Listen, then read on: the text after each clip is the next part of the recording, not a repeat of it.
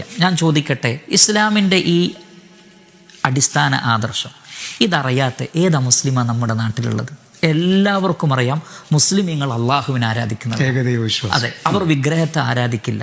അത്തരം വിശ്വാസം അവർക്കില്ല. മാത്രമല്ല, മുസ്ലിമീങ്ങൾ സ്വർഗത്തിലും നരകത്തിലും വിശ്വസിക്കുന്നവരാണ്. ഇതുകൊണ്ട് വിശ്വാസമാണല്ലോ അയാളുടെ കർമ്മങ്ങളെ നിയന്ത്രിക്കുന്നത്, നിലപാടുകൾ എടുക്കാൻ അയാളെ പ്രേരിപ്പിക്കുന്നത് അയാളുടെ വിശ്വാസമാണ്. മുസ്ലിമീങ്ങളെ സംബന്ധിച്ചിടത്തോളം അടിയുറച്ച വിശ്വാസമാണ് ഈ ലോകത്തിന് ശേഷം മറ്റൊരു ജീവിതമുണ്ട്, അവിടെ സ്വർഗമുണ്ട്, നരകമുണ്ട്.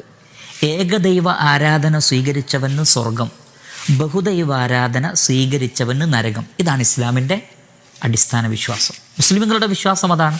അവരുടെ വേദഗ്രന്ഥം പഠിപ്പിക്കുന്നത് അതാണ്. അവരുടെ പ്രവാചകന്മാർ പഠിപ്പിച്ചതും അതാണ്. ഇത് അടിയുറച്ച് വിശ്വസിക്കുന്ന ഒരു മുസ്ലിം മനഃപൂർവ്വം അയാൾ നരകം സ്വീകരിക്കുമോ? ഇല്ല, ഒരിക്കലുമില്ല. സിഗരറ്റ് വലിക്കുന്നില്ല. എന്താണ് അയാൾ സിഗരറ്റ് വലിക്കാത്തത്?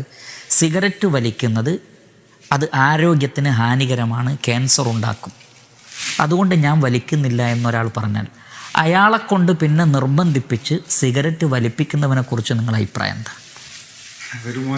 ഒരു മോശപ്പെട്ട പരിപാടിയാണ്. ഞാൻ വിചാരിക്കുന്നത് നമ്മുടെ നാട്ടിലെ നല്ലവരായ ഹൈന്ദവർ അങ്ങനെ ചെയ്യൂല. ഒരാൾ മദ്യപിക്കുന്നില്ല, എന്തുകൊണ്ട്?